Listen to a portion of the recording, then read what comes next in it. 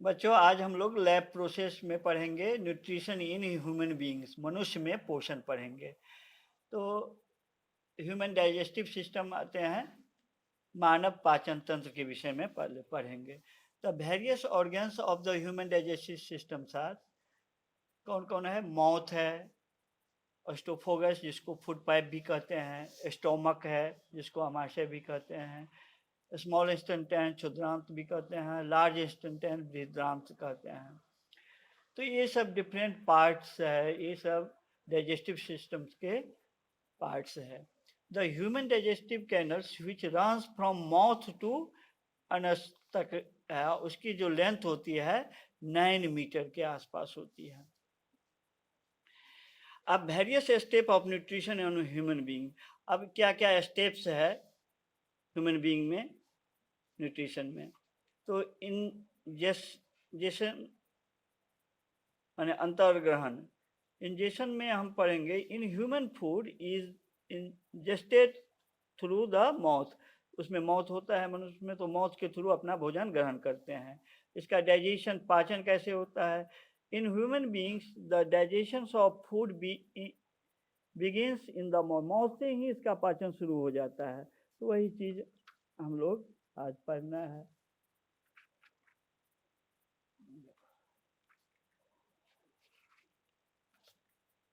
salivary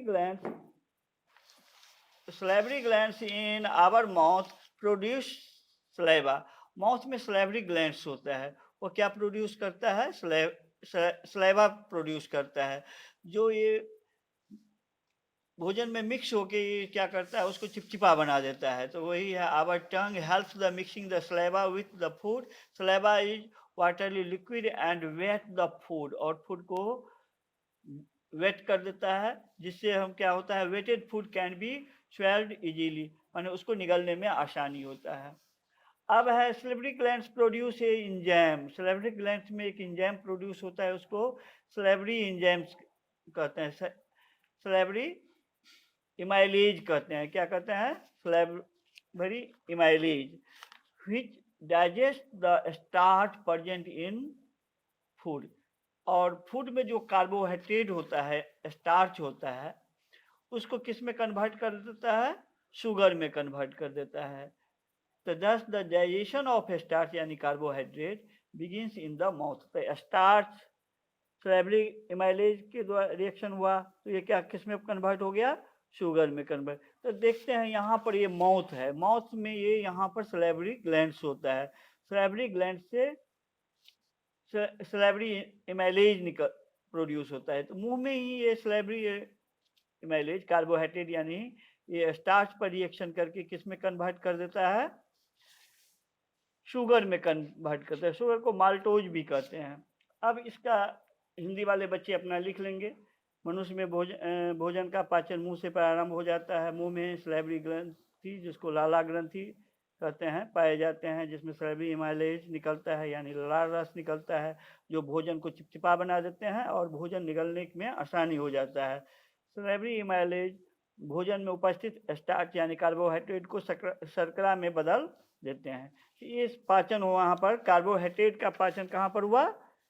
मुंह से ही शुरू हो गया, माउथ से ही शुरू हो गया कार्बोहाइड्रेट का डाइजेशन।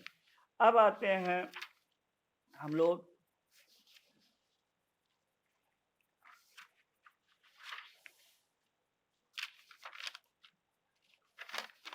थर्ड, ये हो गया, और फोर्थ।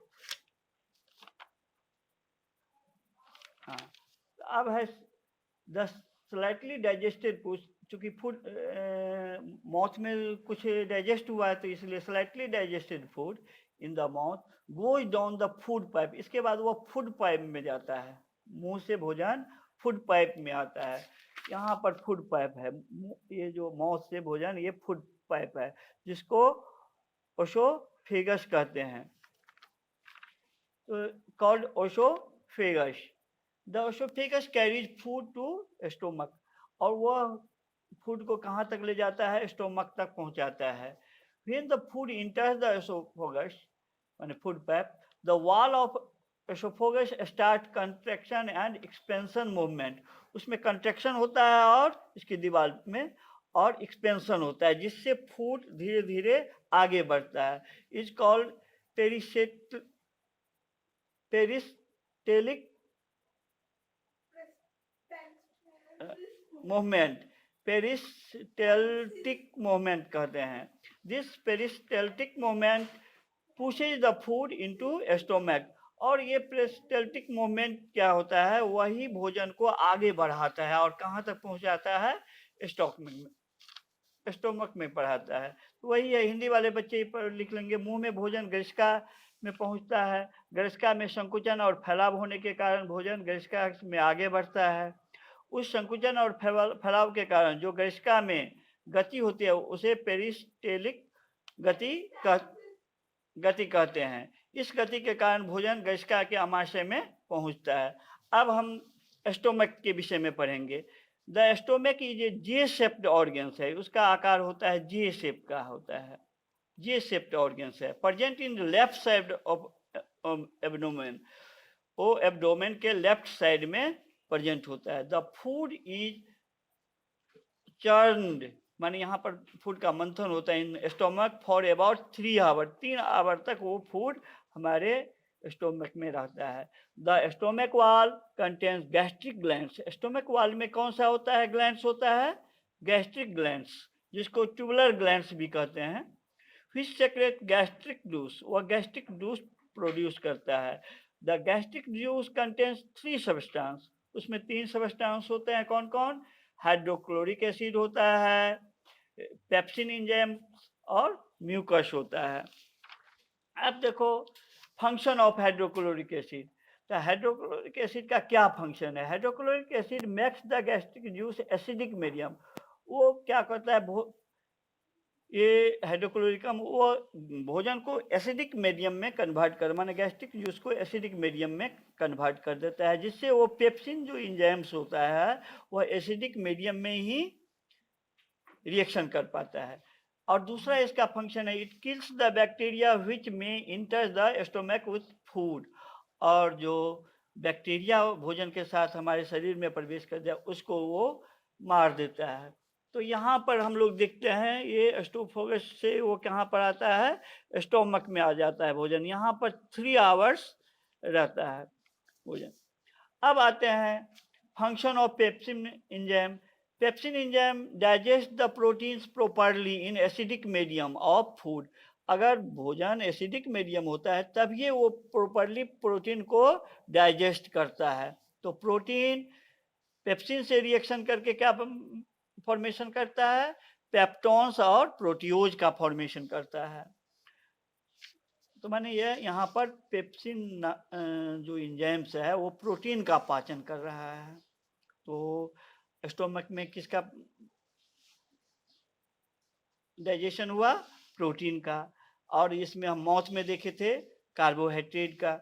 और फंक्शन ऑफ म्यूकस, म्यूकस का क्या फंक्शन है, जो म्यूकस निकलता है, तो mucus helps to protect the stomach wall.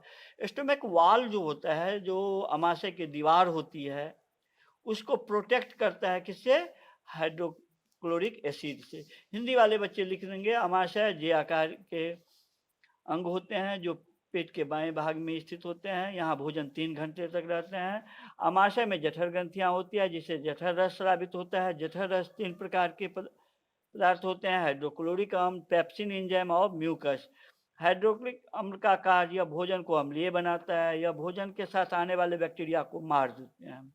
Pepsin enzyme का कार्य, पेप्सिन एंजाइम भोजन में उपस्थित प्रोटीन को पचाकर पेप्टोन में बदल देता है। पेप्सिन एंजाइम इस पर रिएक्शन किया तो पेप्टोन और प्रोटियोज में कन्वर्ट हुआ। म्यूकस आमाशय की दीवार को हाइड्रोक्लोरिक अम्ल से बचाता है, रक्षा करता है। ठीक, आज इतना ही।